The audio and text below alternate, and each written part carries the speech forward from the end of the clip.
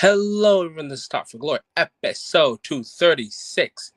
We are, well, you guys are in 236 episodes in the Talk for Glory. We are 24 hours moved off of Friday Night SmackDown. I don't know how far Monday Night Raw is to go in terms of hours, but we are probably, like 6-7 hours away from the pay-per-view that starts off the summer. It's not the Forbidden Door. It's not All In. It's not SummerSlam. It is New Japan Pro Wrestling Dominion. And as you guys already know, where there is a podcast. What's up, Deontay? Yeah, I haven't seen you in the comments in a while, man. Hope you look forward to this New Japan Pro Wrestling discussion.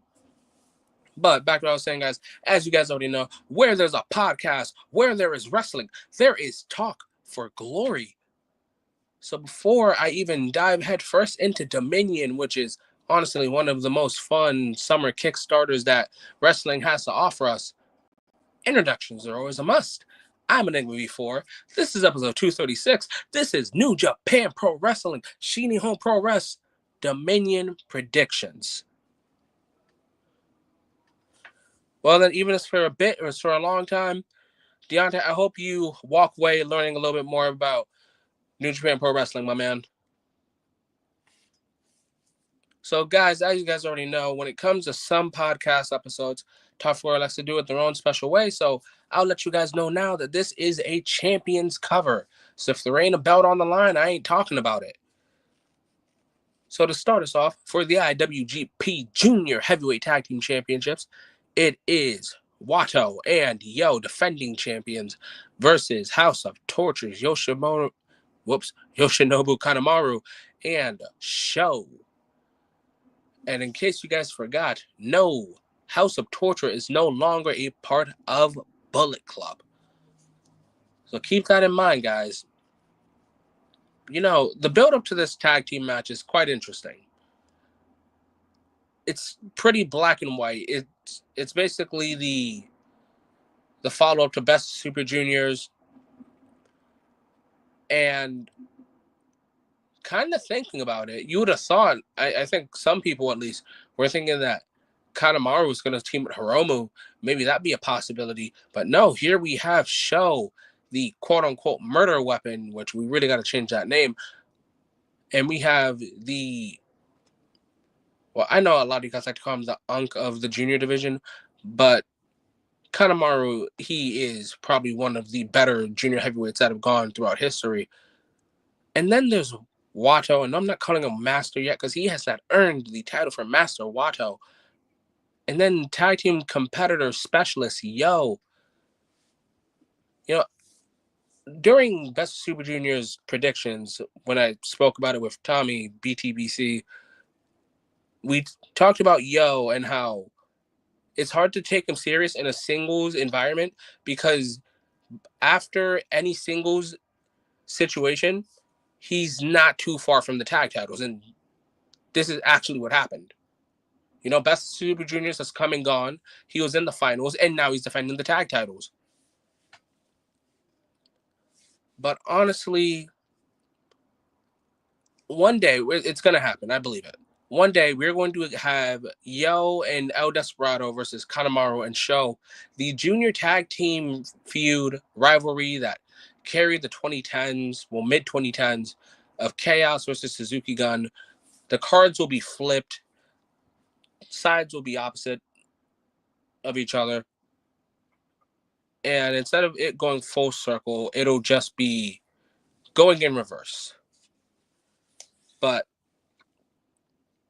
who do I have in this? You know, that's quite simple. I actually have Wato and Yo retaining. Why?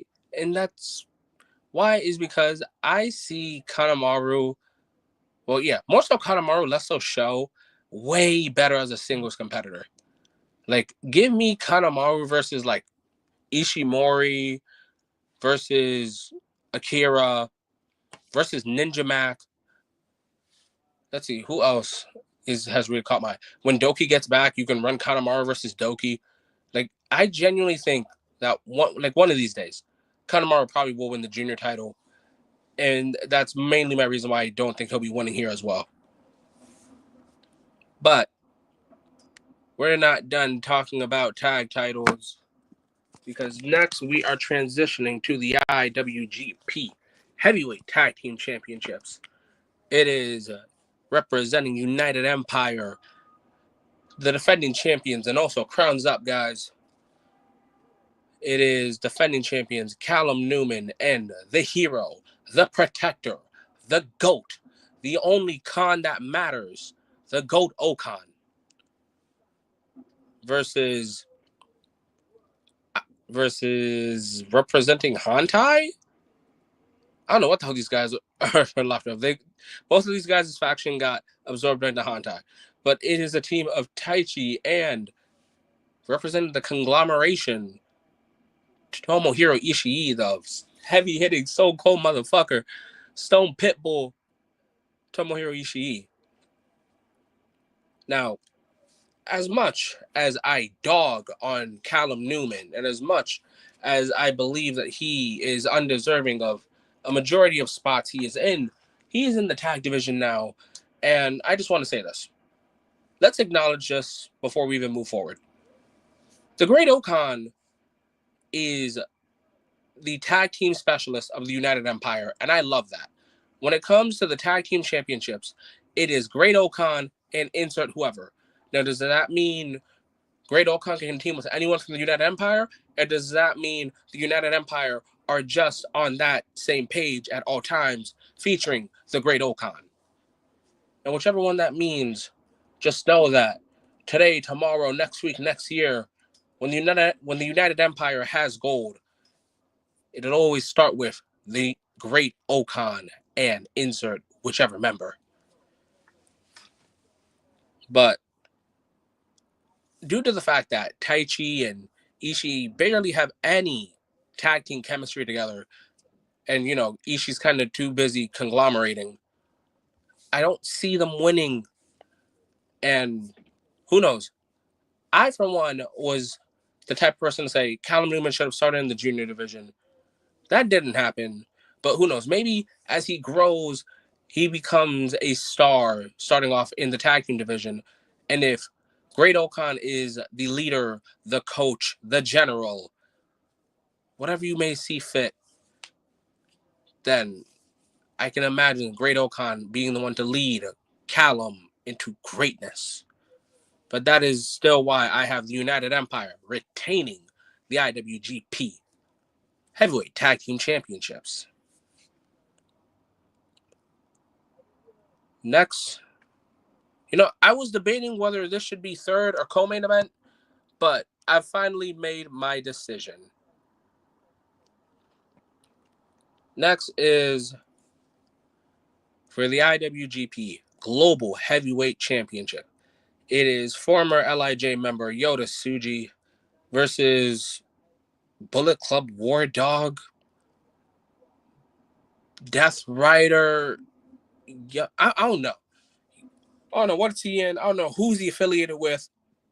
But Gabe Kidd. And this sucks. Not the match. The match is probably going to be kick-ass, and I'm probably going to have to give it a star rating. But I hate that in order for me to be excited for a Gabe Kidd match in New Japan, I must see him as this parallel universe kind of character where Gabe Kidd on AEW is different from Gabe Kidd on New Japan Pro Wrestling. And I have to ignore the FWWE and AEW New Japan #1 promo. I love Gabe Kidd's passion. Gabe Kidd really does love Japanese culture, Japanese wrestling, all of those things. And I think Gabe Kidd is honestly one of the top stars of New Japan in terms of gaijins. But in this moment, in this space where I'm supposed to believe that between these two, winner basically carries New Japan into the future. I don't know if this is supposed to be oh, that's his character. You're not supposed to cheer for him. But I can't enjoy a Gabe Kidd match with the premise being we're going to be the two to like take New Japan by the horns and run with it. If Gabe Kidd is supposed to be one of those people, and he cuts promos about, loving Japan and never leaving and all these things, I need to ignore the fact that he's on AEW once in a blue.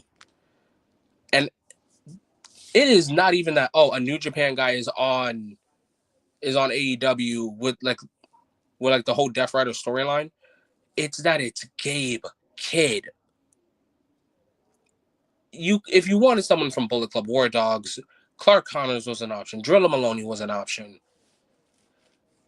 But another way that I can see this being fine, and I could so see myself cheering for Gabe possibly, is if this is still all a setup to get the rest of Bullet Club War Dogs into AEW during Forbidden Door season, but that's only if time will tell. And then I remember for New Japan New Beginning Osaka review, I had said that Gabe Kidd is for Osaka and Osaka is for Gabe Kidd. It's hard to take that now with him on AEW and the crowd saying, I thought you weren't leaving. I thought it was New Japan versus the world with you holding the flag. So Osaka isn't for Gabe Kidd, and I don't know if Gabe Kidd thinks that he'll be for Osaka. But do you know who is for Osaka? Actually, no. Do you know who is for Japan as a whole? Yota Tsuji. Yota Tsuji has the 2010 Shinsuke Nakamura energy. And what I mean by that, he has this charisma that you can't help but be gravitated towards when it comes to Yota Tsuji, when it comes to the music, when it comes to the moveset, when it comes to the presentation, because I know a lot of you guys love that. You guys love the presentation. What happens when that wrestler checks off boxes? When he checks off the passion, when he checks off the presentation, when he checks off the matches? Honestly, I think you get Yota Tsuji. So if this is a battle of who's supposed to carry the flag for New Japan in the future, as of right now, in this moment, what feels like the right guy and who feels like the right guy, it's hands down Yota Tsuji. Because if we're watching the same product, if we're watching Gabe Kidd on AEW, we're watching Yota Tsuji go to these community events, the people are for Tsuji, and Tsuji's for the people. The next thing that we would have to see is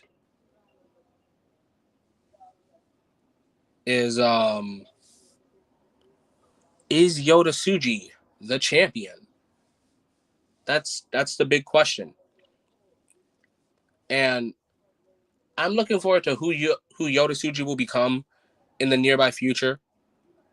But after this match, there will be no doubt if Yota Tsuji is the man that carries the New Japan flag. Now, will he be the ace? Will he be the next Tanahashi? Whoops. There we go. Will he be the ace? Will he be the next Tanahashi? I don't think so. I don't know. But what we can guarantee with a Tsuji win is for the upcoming future, New Japan Pro Wrestling will be in good hands. It'll be in the hands of a promising man. And that man's name is Yota Tsuji. Now, the co-main event, guys. It is for the never open weight championship. It is Konosuke Takeshita versus Boltin Oleg round. I believe this is round 2 or 3.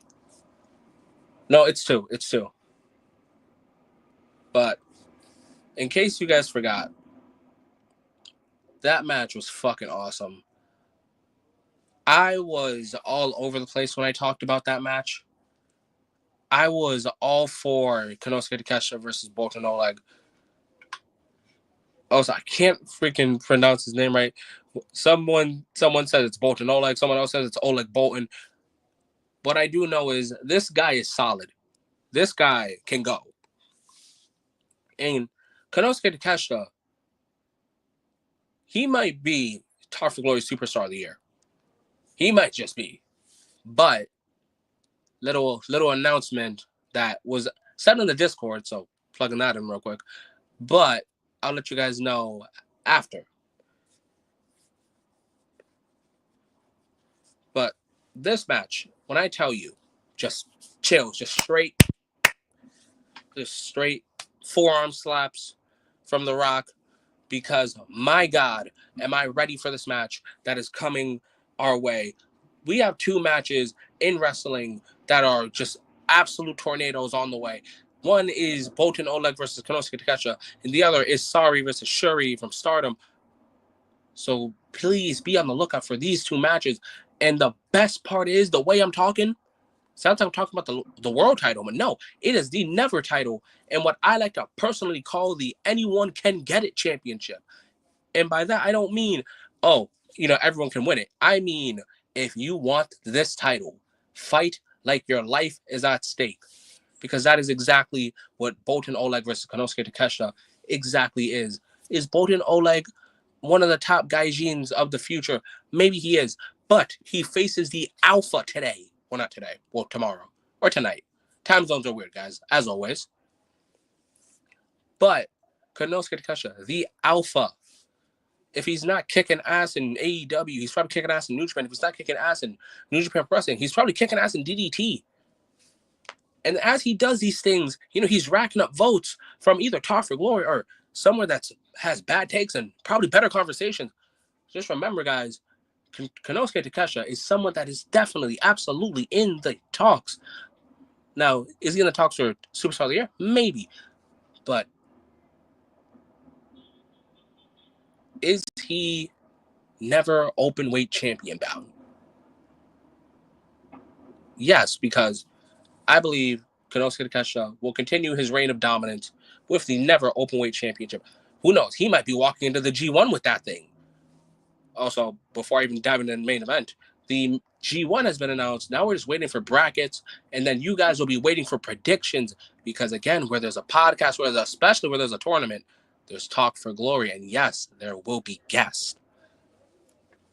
But be all and end all, I gotta go with Konosuke Takeshita winning this. And who knows, maybe he challenges for the world title. You guys let me know. With Konosuke Takeshita being so dominant and basically unstoppable in New Japan Pro Wrestling, should he challenge for the let me try that again. With Konosuke Takeshita being so dominant as the never open weight champion, should Konosuke Takeshita at some time between now and maybe even Wrestle Kingdom challenge for the IWGP World Heavyweight Championship, no matter who it is? You guys let me know. Would you guys like to see Konosuke Takeshita challenging for the world, or would you just like him to put on bangers with the never open weight championship? But again, guys, I have Konosuke Takeshita getting this W. Boltin Oleg will be a singles champion somewhere in the future, but not at the Alpha's expense. All right, guys, so we're about to hit the main event now. And I'm pretty sure, we're doing good at 20 minutes. But I do want to thank everyone that has been listening. Deontay, thank you for showing up. I know you haven't been to a Talk for Glory episode in a while, but I appreciate you being here, man. I appreciate all future listeners. I didn't really say, hey, I'm going to go live right now. I just decided to go live, but thank you to all future listeners.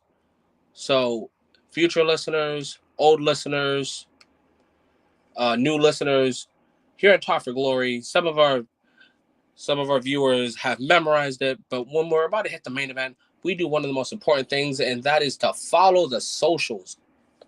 So you guys can follow myself and Young Smoove on our Twitters. So that's Enigma_before_ and Young Smoove TFG. You guys can follow me on my Twitter at Enigma_V4. And then you guys can follow myself and Smoove on our Twitches as well. Enigma_before_. That's my Twitch. Smoove A1, that's his Twitch. And then if you guys are gamers, add us on Xbox. So Smoove A1 is his gamer tag. Enigma V4 is my gamer tag. No periods, no spaces, no nothing. Just Enigma V4 as you see on the screen. And remember, guys, Talk for Glory isn't just on YouTube. We're also on Spotify. We're also on Apple Podcasts. We're also on wherever there's a podcast, there is Talk for Glory. That's also the other motto we have, guys. But if you guys enjoy all this Japanese wrestling I talk about, head on over to Spotify, because sometime between now and next week, Stardom the Conversion predictions will be going on Spotify. So if you guys haven't already, drop a like, drop a sub, drop a comment on this current video, and then go follow Talk for Glory on Spotify and Apple Podcasts, and give your comments there as well. But most importantly, guys, what you guys really want to do is join the Talk for Glory Discord, because we have hella discussions. We have a lot of different minds. We have people that have podcasts. We have people that like to trade ideas on podcasts. So, again, join the Talk for Glory Discord. Links in bios. I tend to post it out on community tabs. But now that I've done all those cheap plugs, it's time for the main event. For the IWGP World Heavyweight Championship, it is defending champion Hirooki Goto, the man that a lot of people thought was never good enough, was never going to finish the story, versus the Dragon, Shingo Takagi. You know, it's funny. This match is very identical to New Beginning earlier this year. But it's also similar in the challengers. Challenger Shingo Takagi, former IWGP World Champion, man won it in 2021. I, for one, believe that he was destined to win the world title at least one or two more times. And maybe, just maybe, destiny has come and said, you're damn right, he deserves another run. But I would be a liar. I would be a fool to doubt Osaka. I would be a fool. I would be an idiot to believe that Osaka isn't behind Goto like they were at New Beginning. Hell, I think I need Clark Connors on commentary again, because if you guys heard New Beginning Osaka, the moment Goto hit a lariat, the moment Goto hit the GTR, everyone knew that the Revolution was televised. And it was in that moment where 11, has it been 11 years? Probably 11 years or longer of Goto constantly scratching and clawing finally happened in Osaka at New Beginning. This match is Samurai versus Dragon. And for you guys that are big history fans of New Japan, Shingo Takagi won his first singles championship from Hirooki Goto, and it was the Never Openweight Championship. So who's to say that Shingo's second world championship doesn't come at the cost of Goto as well?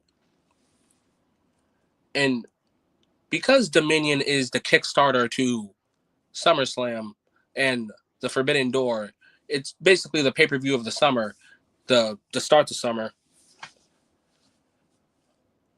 Who's to say that this match doesn't also guarantee someone a Forbidden Door match? So I'll ask another question, guys.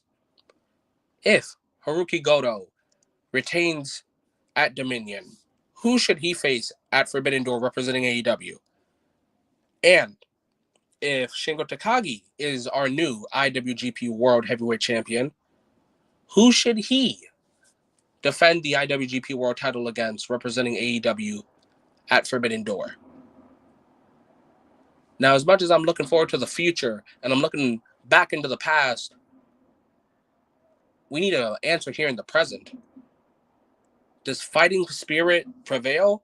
Does Shingo Takagi, who is a man who has no family, he has no faction, he has no belt, he's gambling, he's got everything on the table. Is it fighting spirit versus desperation? Is it a dragon versus a samurai? It's champion versus challenger. It's Hiroki Goto versus Shingo Takagi, with my final prediction going to Hiroki Goto.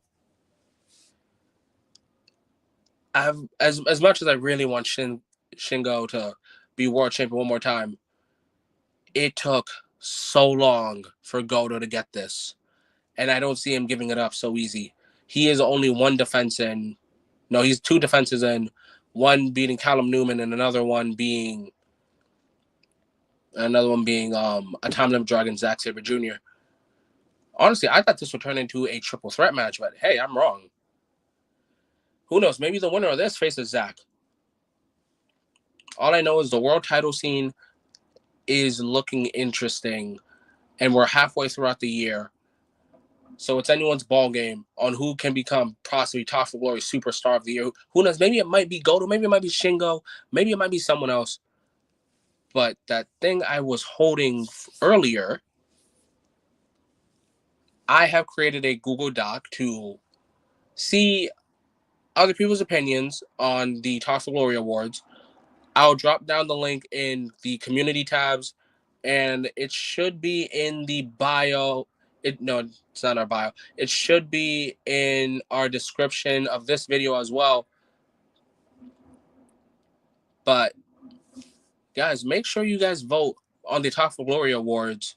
We'll be reading them, and who knows, maybe your votes match with me and Smoove's ideas, and maybe we'll come to an agreement come December. Remember, guys, final week of December is the Top for Glory Awards. So we won't be doing it in January. We'll probably do it like the day after Christmas, right before New Year's. Like in between that window, we'll probably be doing it. But that's, again, the future. Let's look into the present, because Dominion starts in just a couple hours, and who knows, the review might come, and I might be talking about new champions or old champions, new challengers, everything of that nature. But those are things you guys are just going to have to wait and see. But for right now, I appreciate everyone that has enjoyed the New Japan Pro Wrestling Dominion predictions. Whether you're going to comment now, maybe you're going to comment later. I appreciate everyone. And all I hope for you all to do is to stay safe, have a great day and or night. And most importantly, because remember Top Glory's biggest message, it's to enjoy wrestling, guys.